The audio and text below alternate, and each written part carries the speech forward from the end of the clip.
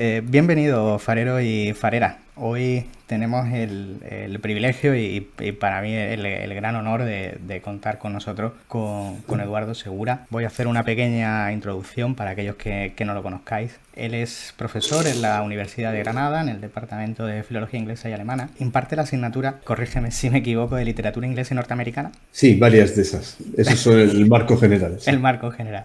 Ok, está licenciado en Historia, Filosofía, Teología, doctorado en Literatura Comparada y autor del libro de Tolkien, el mago de las palabras. Muchas gracias por su tiempo, por estar aquí con nosotros y espero que hoy pues pasemos un rato agradable. Muchísimas Muchas gracias, gracias, Eduardo. Antonio. Buenas tardes. Habíamos estado hablando un poquito antes de empezar la charla y habíamos llegado a la conclusión de que quizás hacer primero una introducción sobre la obra de Tolkien para poder contextualizarnos y saber a quién nos estamos acercando. Bueno, y pienso que es un autor, como ocurre últimamente y de manera exponencial a medida que nos adentramos en este tiempo cada vez más superficial y más rápido y más instantáneo. Creo que Tolkien está encasillado en un lugar al que no pertenece, que es el lugar de la fantasía, de la literatura épica, de las novelas de espada y brujería, todo este tipo de divisiones genéricas. Pienso que a Tolkien es difícil entenderlo si no es en el contexto del momento histórico en el que nace y del lugar en el que nace, ¿no? Entonces, entender a Tolkien, desde mi punto de vista, requiere hacerse cargo de que es un hombre que nace a finales del siglo XIX, en un tiempo que es a la vez una especie de puente entre los estertores de la época victoriana y los albores de la modernidad. Para mí los albores de la modernidad están en las trincheras. A día de hoy la situación que vivimos en 2024 creo que tiene su origen en la Primera Guerra Mundial, que a su vez tiene su origen en el final del siglo XIX, ¿no? Cuando a partir de 1870 yo diría que aquello empieza a derrumbarse. Y lo que ocurre en las trincheras durante la Gran Guerra es ni más ni menos que la explosión de algo que ya venía anunciándose desde décadas anteriores. ¿Por qué digo esto? Porque me parece que a Tolkien, me acuerdo cuando hace unos años, no me acuerdo el nombre del autor, es un autor al que no he leído porque no me interesa, el autor de Eragon, una serie de libros de fantasía. Cuando fue publicado el primer libro de este, por entonces un muchacho de 18 años, en el suplemento literario del País se anunció que la corona de Tolkien tenía una nueva cabeza en la que ser colocada, ¿no? A mí en aquel momento aquello me dio vergüenza ajena, a día de hoy me la sigue dando, aunque no he leído, insisto, no he leído los libros y no tengo ninguna intención de leerlos, pero me llama la atención esa manía, ¿no?, de buscar a rey muerto, rey puesto, de buscar una cabeza en la que colocar la corona. Gente incluso más inculta creo que le ha puesto la corona al autor de Juego de Tronos en la cabeza. Bien, esto es algo muy humano, me parece, ¿no? Esta tendencia que tenemos de siempre buscar otro autor que pueda ser, ¿no? Y eso no es así, ¿no? Creo que Tolkien no ha tenido y veo muy difícil que pueda llegar a tener. Me pasa como a Guardiola con Michael Jordan, ¿no? Cuando le preguntaban, él decía, si va a haber alguien mejor que Michael Jordan, tendré que verlo. Entonces, a mí me pasa un poco igual, también con Jordan, ¿eh? Pero si va a haber alguien como Tolkien, yo tendré que verlo, si no, no me lo voy a ver. Necesitaré a un personaje, a una persona que sea especialista, que sepa 20 idiomas, que sea capaz de generar de su propia invención idiomas no de modo aleatorio, sino idiomas con una base lingüística muy consistente, que sea capaz de, a partir de ahí, comprometerse consigo mismo para generar una mitología que dedicar a su propio país sin afán nacionalista y excluyente. Y a día de hoy miro al norte y al sur, al este, perdona, es que tengo una alergia tremenda con las albores de la primavera, pues miro al norte y al sur, al este y al oeste y no veo a nadie en esa situación, ¿no? Y también porque no veo a nadie capaz de haber sobrevivido a las trincheras de la Gran Guerra y haber sido capaz de no dejarse llevar por el pesimismo y la desesperación y haber sido capaz de, a partir de ahí, comenzar una andadura existencial con el apoyo de sus amigos, de su familia, de su trabajo profesional, que le hubieran permitido alumbrar una mitología en el momento en que la humanidad avanzaba hacia el momento más desmitificado, probablemente, de los últimos 600 años, ¿no? Por eso digo que entender a Tolkien en su contexto es básico. De otra manera podemos caer en la tentación simplemente de ver a Tolkien como alguien a quien se le ha asignado una etiqueta de género literario y a partir de ahí, con continuamente, como es también tendencia de los seres humanos, ir quedándonos siempre en la superficie, ¿no? Sin ahondar. Sí, en lo episódico, sí, y cada vez es más frecuente caer en ese error de quedarnos en la epidermis y no profundizar un poquito más. Justo has hecho una referencia a ese brindis y yo tenía una pregunta que iba un poquito a colación con eso. ¿Cómo se ha producido la victoria de Saruman? Porque yo creo que Saruman ha sido al final el gran vencedor, extrapolándolo a nuestra sociedad actualmente. Dice Charles Peguy en una de sus obras, cuyo título ahora no recuerdo, que la esperanza de todas las virtudes es la niña pequeña, a la que por tanto hay que cuidar más. Creo que, uniendo mi reflexión a lo que acabo de decir, lo que ocurre después de la Primera Guerra Mundial es que la primera virtud que salta por la borda, que salta en 1000 añicos, es la esperanza. Y cuando la esperanza desaparece del horizonte del ser humano, por lo que es sustituida es por el cinismo y la hipocresía, ¿no? Tenemos ejemplos, desgraciadamente, a mansalva en el ámbito de la política, pero también en el ámbito del deporte, de la banca, you name it, ¿no? O sea, puedes decir cualquier ámbito de las relaciones humanas y ahí se ha enseñoreado el cinismo y la hipocresía, ¿no? Saruman es para mí el epítome de esto en la mitología de Tolkien, ¿no? Saruman es alguien que ya ha visto el final. Lo que ocurre es que no se ha dado cuenta de que lo que él ha visto es lo que el otro cree, lo que el otro quiere que haya visto, ¿no? Y por tanto ha entregado la esperanza, ¿no? de su esperanza, ¿no? Y en el diálogo que mantiene con Gandalf, esto se ve, ¿no? Cuando esa potencia, esa poderosa metáfora que utiliza Tolkien, ¿no? El dedo que avanza ahora hacia el este es tan solo el primero de una mano con la que, no sé si en este caso, igual estoy equivocado y quien lo dice es Denethor, ¿no? Pero bueno, tal para cual.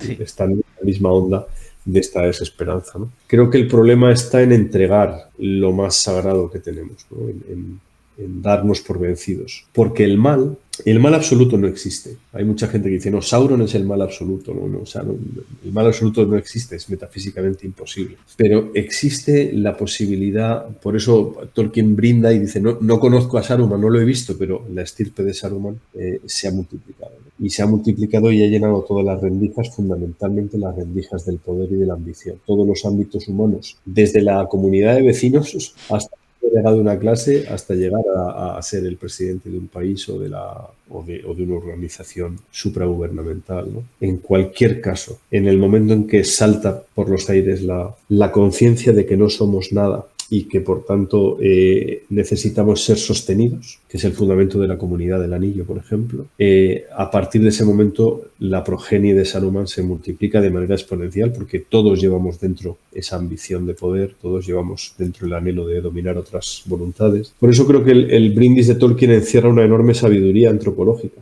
porque toca en la llaga de lo que los seres humanos somos, que es básicamente querer ser más de lo que somos. Esta mañana estaba yo buscando una cita en la que Tolkien, no la he encontrado, en la que Tolkien dice que de todas las personas, los que menos válidos son para gobernar a otros seres humanos son los que activamente buscan ese estatus, ¿no? O sea que ejemplos no voy a poner porque tenemos, ya digo, desgraciadamente de sobra.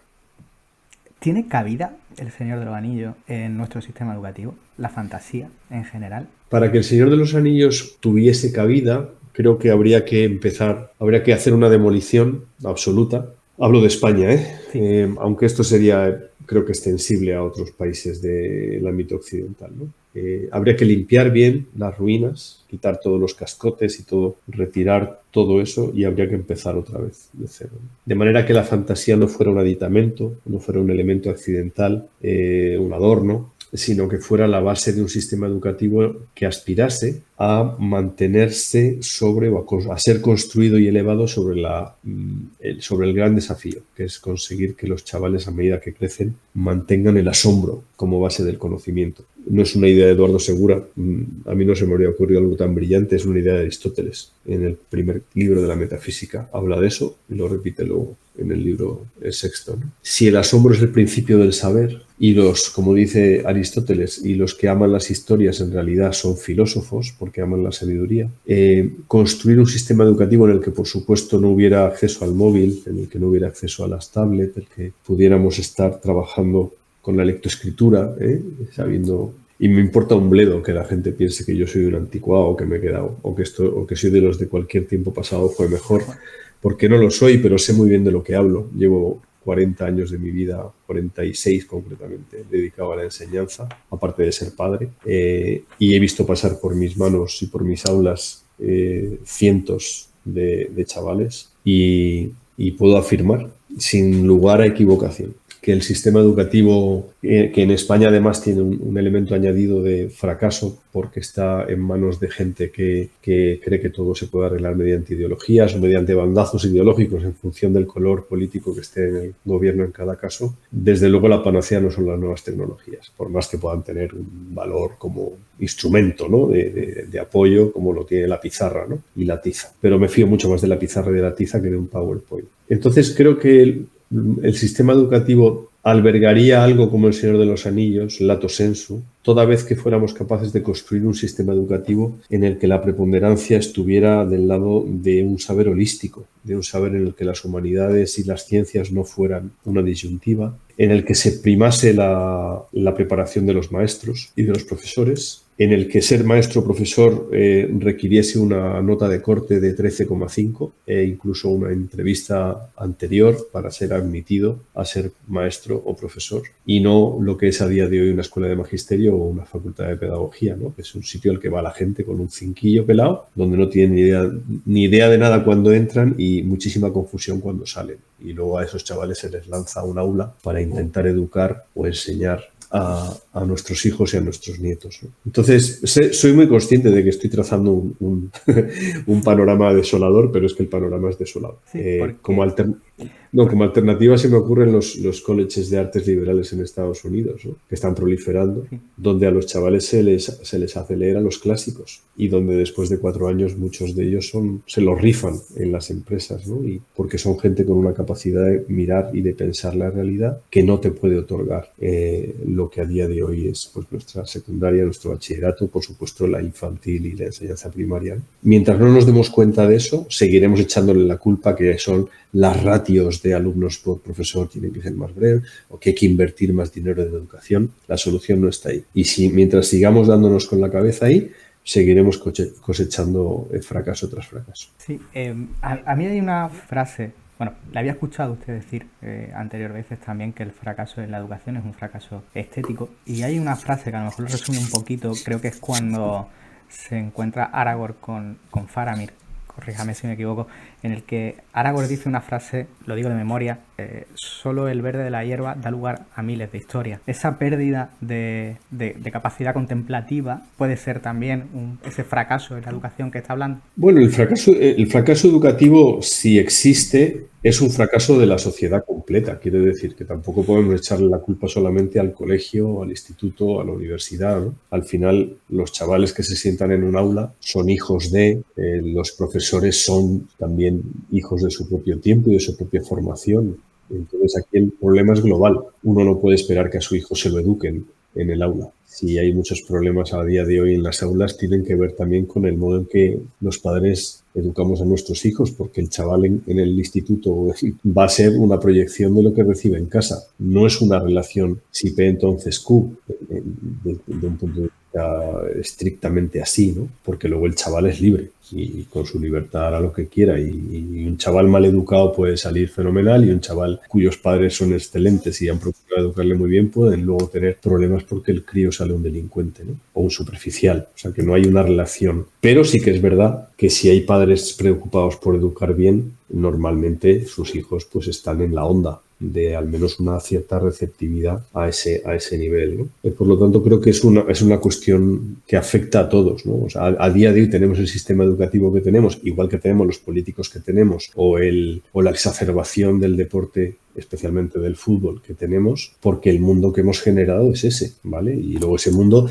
es como una hidra de múltiples cabezas, cada una de estas cosas se va manifestando, pero el problema yo creo que empieza en el hogar. Si a un chaval si a un chaval le da a los 5, 7, 9 años ya se le ha puesto un móvil en las manos para que se calle, o cuando estás en un restaurante para que no moleste, pues se le da una tablet, ¿qué vas a esperar de la capacidad de asombro de ese niño? ¿Entiendes? Aparte de otros muchísimos problemas, hasta de índole nervioso, ¿no? Ese chaval va a tener un problema de percepción de la realidad. Por lo tanto, lo que Aragorn le dice a Éomer, que de la hierba es ya de suyo un poderoso mito. Entonces, volviendo a lo que como tú introducías la pregunta, efectivamente, los problemas que tenemos en el ámbito educativo son un problema estético, o sea, son problemas del modo en que percibimos la realidad. Mientras sigamos pensando que la educación es simplemente un estadio intermedio de habilitación profesional para que un chaval vaya cubriendo una serie de etapas, pagando una serie de peajes, reuniendo una serie de requisitos aleatorios. Quiero decir aleatorios. Para entrar en tal carrera tienes que tener un 13,42. ¿Ya? ¿Por qué? Pues porque hay mucha demanda. Ya, pero ¿esa carrera merece que la nota de corte sea 13,42? ¿Por qué tiene que entrar un chaval en historia con un 5? Simplemente. Y en traducción en Granada con un 13 con no sé cuántos, porque hay mucha gente que quiere estudiar traducción en Granada. ¿Sí? Mientras los criterios sean cuantitativos, mera y únicamente pragmáticos, seguiremos teniendo lo que tenemos. ¿Vale? Y eso es una mentalidad que requiere un cambio tan drástico que yo no creo que lo llegue a ver. Quiero decir, no creo que lo llegue a ver, y yo no creo que lo llegue a ver. Las dos cosas, ¿no? Y entonces, más allá de eso, sinceramente, a mí la única alternativa que me queda es procurar educar muy bien a mis hijos y procurar educar muy bien a mis estudiantes. Más allá de eso no creo que pueda hacer mucho, porque es así, o sea, yo no me veo como un antisistema, más allá de hacer bien lo que tengo que hacer. Sí, pero hay una pérdida en todos los ámbitos. Si nos vamos a la música, nos vamos al cine, cualquiera de esos ámbitos. De hecho, ocurre con mucha frecuencia cuando hablas con alguien que confunden el qué con el cómo. Preguntas sobre qué trata un libro y te cuenta cómo ha decidido el autor contar esa obra y no de qué habla el autor, ¿no? Cosa que me sorprende mucho. El arte de cada época es muy ilustrativo respecto de lo que dices, Antonio. O sea, de hecho, has seleccionado la música y el cine, pero podrías irte a todas las artes, ¿no? Y las artes para mí son el termómetro de cómo va una sociedad. Lo cual no significa que la Grecia de Fidias fuera moralmente excelente o el mejor de los momentos, no. Pero obviamente determinadas épocas de la historia de la humanidad han alumbrado formas artísticas que dicen mucho para bien de cómo era esa sociedad y al revés, ¿no? Y a día de hoy la mayor parte del arte llamado contemporáneo es un arte simplemente banal y en muchos casos que existe puramente por un interés crematístico.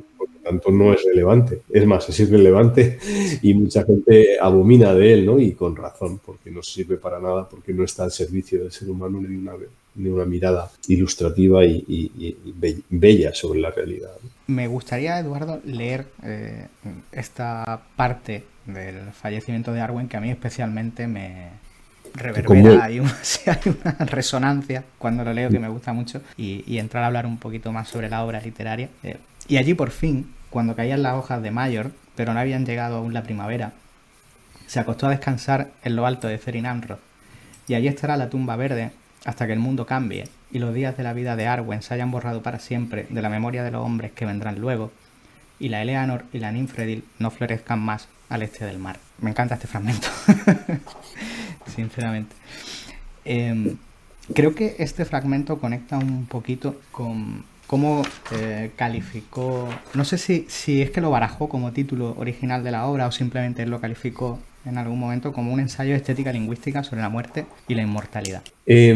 Bueno, Tolkien sí que dice que esa especie de nota final sobre los archivos, ¿no?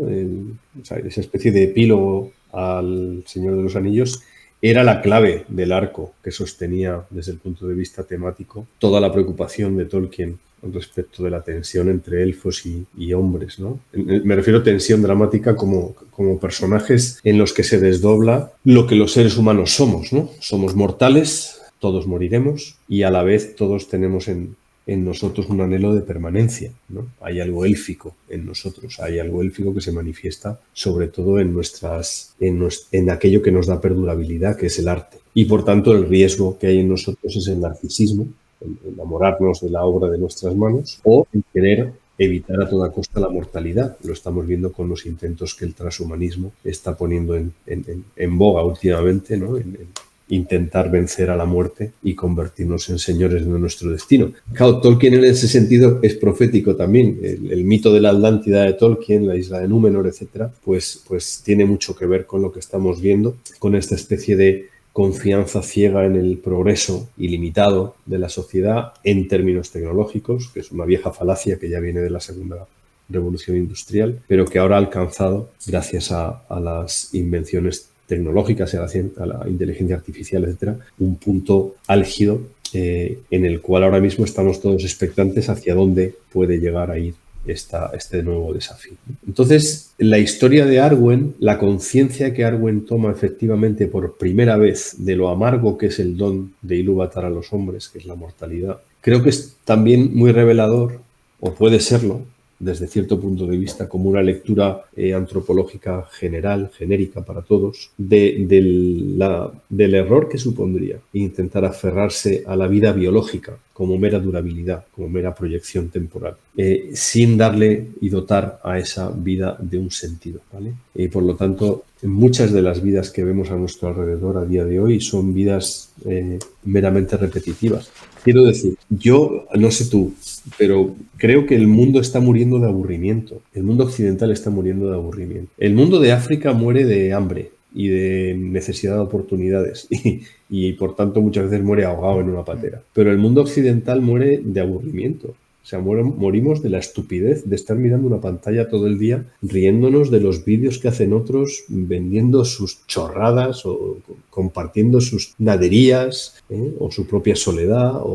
Y todo eso se ha convertido en un mercado, o en un mercadeo más bien, de idas y venidas de youtubers como los que acabamos de ver las noticias estos últimos 2 días. Este tipo de fauna que han crecido al albur exponencial de un modo de entender la vida como mera instantaneidad, por tanto sin ningún tipo de proyección hacia el servicio a los demás, hacia entregar la vida por otros, hacia otorgar un volumen a la propia existencia que tenga que ver con una conciencia de que nosotros somos finitos y que no sabemos el día que moriremos, pero sí tenemos la certeza de que antes o después todos desapareceremos de aquí y que por lo tanto la vida, que solo se vive una vez, tiene que fructificar. Y no estoy hablando en una clave cristiana, obviamente en el cristianismo esto se hace explícito, ¿no? Pero incluso en el ámbito de la existencia, o uno entrega esa existencia en bien de los demás o uno no está viviendo con un sentido real, simplemente está viviendo para sí. Entonces, cuando Tolkien dice que El Señor de los Anillos puede ser definido como un ensayo de estética lingüística sobre la muerte y la inmortalidad,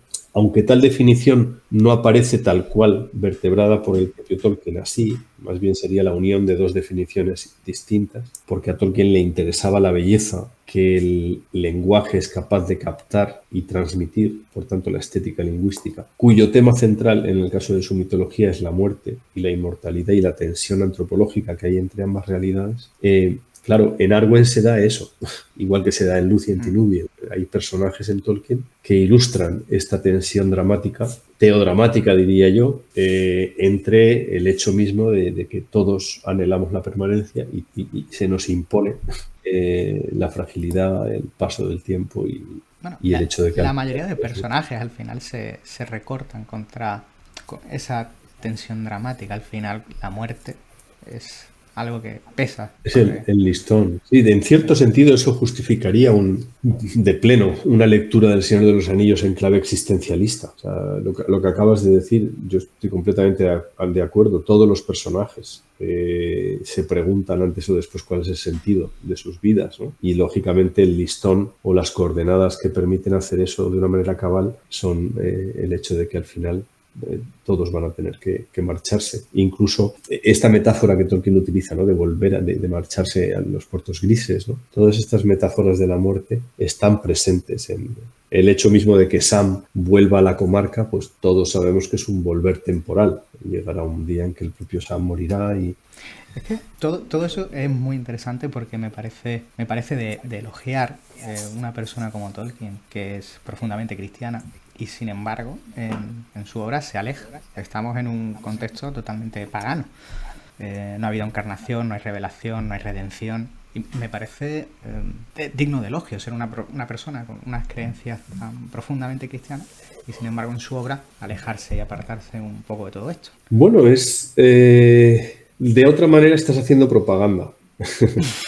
Quiero decir que utilizar la literatura para proclamar lo que sea, unas creencias, un modo, una cosmovisión, en última instancia es proselitismo. Y entonces el arte está al servicio de una idea, no está al servicio del propio arte, ¿no?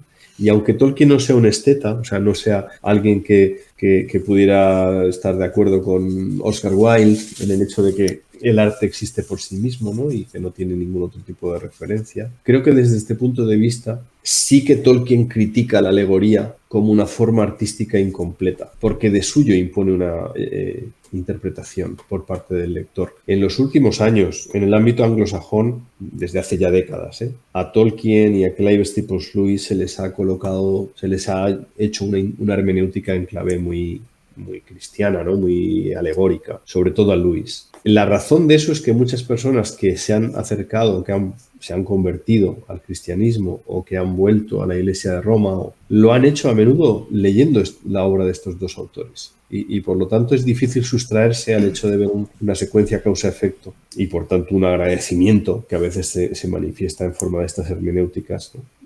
Yo ahí no entraré porque no soy quien.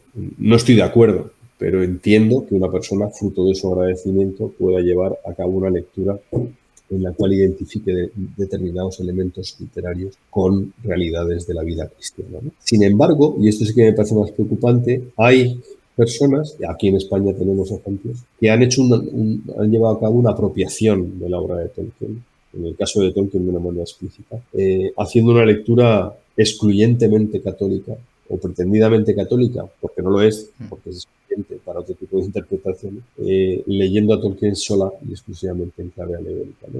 Lo que Gandalf es como una figura episcopal, que las lenguas son la Eucaristía, que Galadriel es la Virgen, etc. Y un montón de interpretaciones más que muchas de ellas desmentidas por el propio Tolkien, ¿no? Pero bueno, hay mucha gente que es mucho más papista que el Papa, siempre ha sido así, desgraciadamente siempre así será. Y este tipo de visiones pierden de vista un montón de cosas, pero una de las cosas que creo que pierden de vista es que hace falta la humildad de respetar al autor de la obra y aquellas interpretaciones que un autor que no por ser el autor tiene en sí todas las interpretaciones posibles, sí que tiene las no posibles, sobre todo cuando hablamos de un autor del calibre de Tolkien, ¿no? Lo que pasa es que, no sé, volvemos a lo que decíamos al principio, nuestra época histórica es una época de mucho ruido y pocas nueces, de un sentido democrático pervertido, de manera que en la plaza pública todo el mundo grita al mismo nivel de decibelios y no nos damos cuenta de que no todas las opiniones tienen el mismo valor. Y sin embargo las redes sociales, etcétera, han democratizado el ámbito de las opiniones, elevando a rango de doctrina cosas que son a menudo simplemente mentira, punto, y que no habría que ni siquiera discutir. Sin embargo, pues eso se convierte en un trending topic, etcétera, que demuestra una vez más a qué nivel de superficialidad hemos llegado.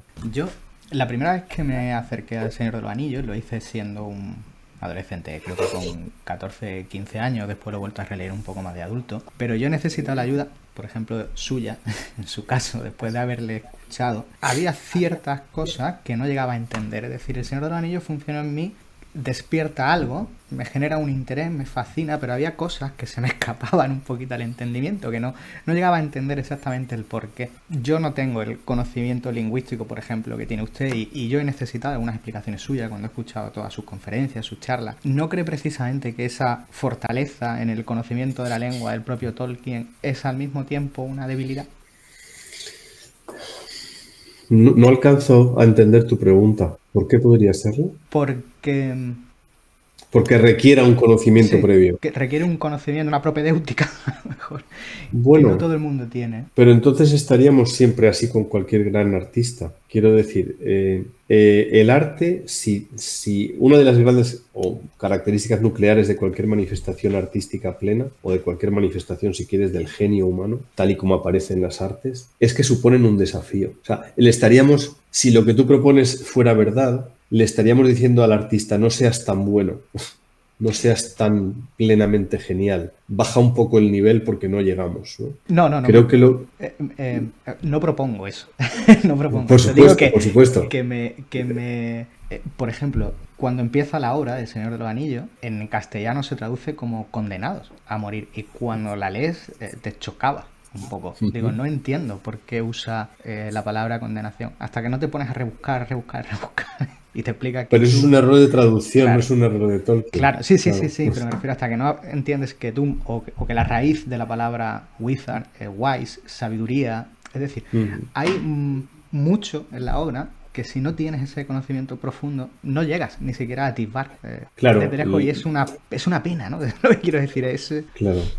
Pero todas las formas, vuelvo un poco al razonamiento de antes, todas las formas de verdadero arte nos remiten primero a ese desafío y en segundo lugar al hecho de que nadie puede pretender ser original en el sentido radical de volver al origen. La originalidad existe en tanto en cuanto existe una tradición en la que a la que un artista se incorpora. Es decir, no existiría Bernini sin Miguel Ángel y Miguel Ángel no existiría sin Polícleto. Y esto es así, pero tampoco Eduardo Chillida existiría sin ellos, ¿no? Probablemente Chillida tampoco existiría sin la filosofía de Heidegger. Entonces, cuando hablamos de artistas, Beethoven no existiría sin Mozart y Mozart sin Bach, ni Bach sin probablemente la música medieval. Entonces, cualquier creador que lo sea no inventa a partir de la nada. No inventa a partir de sí mismo. Entonces, leer y entender mejor El Señor de los Anillos, claro que requiere un montón de... Cuanto más sabes, más ves. De la misma manera que cuanto más sabes sobre John Ford, más puedes disfrutar de sus películas. O cuanto más sabes de John Ford, más disfrutas de algunas películas de Steven Spielberg, para quien John Ford era, o sigue siendo, ¿no? el paradigma. Y se ve en la última Los Fabelman este homenaje explícito a John Ford, autobiográfico en muchos sentidos, pero también en cuanto a la construcción de su propia mirada cinematográfica. Bien, esto es un hecho, creo que constata que el arte nos hace ver en el espejo más de lo que somos y pone delante de nosotros no solo la propia obra, sino también el proceso espaciotemporal que ha llevado al constructo que tenemos delante, sea un libro, sea una canción, una sinfonía, una danza o una obra de teatro, ¿no? Entonces, lo que ocurre con Tolkien es que, claro, a medida que uno indaga, es como entrar en una mina. Cuanto más ahondas en la mina, más riqueza hay en la mina. Y cuando es como una buena bodega, ¿no? Y cuando los vinos que uno encuentra en la bodega resulta que se manifiestan ante nuestro paladar como sustancias inimaginables, ¿no? Pero eso creo que es parte de la maravilla de lo que sería un sistema educativo construido sobre las artes, sobre la apreciación y la educación de la sensibilidad de nuestros chavales desde pequeñitos para que pudieran ir creciendo en una contemplación de la realidad, por tanto también en una contemplación de la realidad desde el ámbito científico experimental, que naciese del asombro, no simplemente de la medición, ¿no? O del afán cuantitativo o estadístico de hacer explícitos determinados. No sabremos nunca lo que es la refracción de la luz mientras no entendamos bien la historia, por ejemplo, mítico-bíblica del arco iris, ¿no? Y por tanto, como dice Tolkien en su poema Mitopoeia, una estrella es una bola de materia obligada a describir una órbita que se puede definir mediante criterios matemáticos. Sin embargo, dice un poco más adelante, no ve una estrella quien no la ve ante todo como hebras de plata que estallan en una antigua canción. Entonces, al saber del astrofísico, yo necesito añadirle el saber del poeta. Si me quedo solo con el saber del astrofísico, y Stephen Hawking lo ha demostrado de una manera palmaria, el saber del astrofísico a secas es insuficiente y probablemente en el saber de Stephen Hawking lo que falta es el asombro, la aspiración o incluso la conciencia orgullosa de cancelar el misterio y el agradecimiento por creer que la explicación matemática es suficiente. Entonces, cuando cancelas el asombro, has dejado de ser humano. Cuando uno rompe algo para ver cómo funciona, ha perdido la senda de la sabiduría, como lo reprocha Gandalf.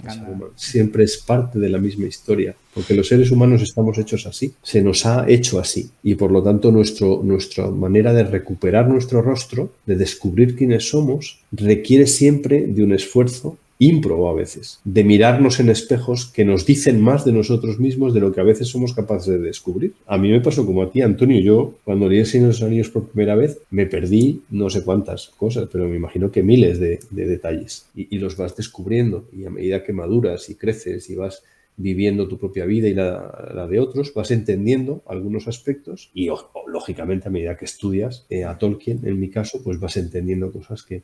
Pero ocurriría lo mismo si me pusiera a estudiar a Botticelli. O sea que cada obra de arte que de verdad lo es, donde no voy a aprender nada es viendo a ver las motivaciones de un tío para pegar un plátano a la pared. Simplemente cojo el plátano y me lo como, porque es importante tener potasio y magnesio, ¿no? Y el plátano me lo aporta. Pero eso no merece la más mínima atención por mi parte. Merece mi desprecio.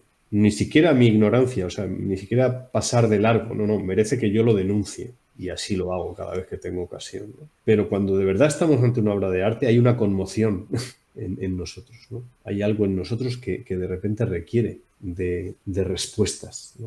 Porque la propia obra de arte aporta las preguntas, ¿no? Y eso es un ir y venir de una forma de crecimiento interior que está hecho de que en nosotros hay un desafío, como un imán, que nos atrae hacia la belleza y sus manifestaciones. Para cerrar un poquito el tema, yo quería pedirle, yo siempre, cuando encuentro algo que me apasiona, pongamos el cine de Woody Allen o cualquier otro ámbito en la música, siempre que se hace una referencia voy corriendo a buscarla, ¿no? Para ver por qué le gusta, ¿no? Cuando él dice que le encanta Mahler, pues acto seguido voy corriendo a escuchar a Mahler o ese tipo de referencias. Entonces yo quería pedirle 5 referencias obligatorias en cualquier ámbito: literatura, cine, música, de su parte. Esto es difícil así en directo, ¿no? Hombre, yo te diría, en el ámbito de la arquitectura, por ejemplo, Frank Lloyd Wright, fundador de la arquitectura orgánica en los Estados Unidos. Obviamente, en mis preferencias o proposiciones yo voy a ser muy subjetivo, ¿no? En el ámbito de la música, para mí el rock progresivo, que lógicamente hunde sus raíces en el romanticismo y en los grandes maestros a partir de Bach, Mozart, Beethoven, nos llevaría a lo que a día de hoy o en los años, las décadas finales del siglo pasado han sido el rock progresivo, rock sinfónico. En el ámbito de la pintura tengo tantas referencias que no sabría qué decir, ¿no? Pero mi padre, que era pintor, siempre me decía que su terna era Velázquez, Goya, Picasso. Y como él sabía mucho más que yo a ese respecto, pues me apunto al carro de mi padre, ¿no? En el ámbito de la escultura te diría Miguel Ángel y Chillida. Chillida en lo que tiene para mí de desafío. En lo cinematográfico, no sé, Terrence Malick, Wim Wenders, John Ford, Akira Kurosawa, Kieslowski, el propio Spielberg, cuando de verdad es Spielberg, no cuando hace divertimentos. Muchas series de televisión que creo que son la salvación del arte cinematográfico en las últimas décadas, ¿no? Y creo que lo van a ser, de hecho, mientras el cine languidece en historias cada vez más rocambolescas, ¿no? Como esta última película del Oscar del año pasado, ¿no? Todo a la vez en todas partes, no me acuerdo cómo se titulaba. No sé ni quién se la ha llevado, ¿eh? No, me refiero a la del año pasado. No lo sé, en el ámbito del baile y la danza no soy ningún experto, por lo tanto me voy a callar para no mostrar una absoluta ignorancia.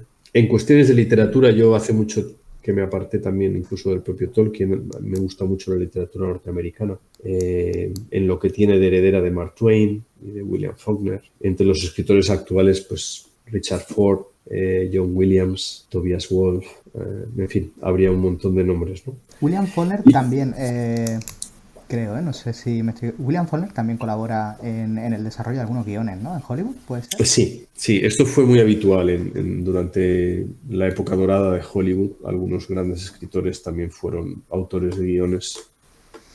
Yo, hace poco cayó en mis manos Falcó, la novela de Pérez Reverte, y me gustó bastante, y de nuevo volví a encontrarme con Dashiell Hammett, Raymond Chandler. Disfruté muchísimo porque además es un género que me gusta mucho: el Halcón Maltés, El Sueño Eterno, en fin.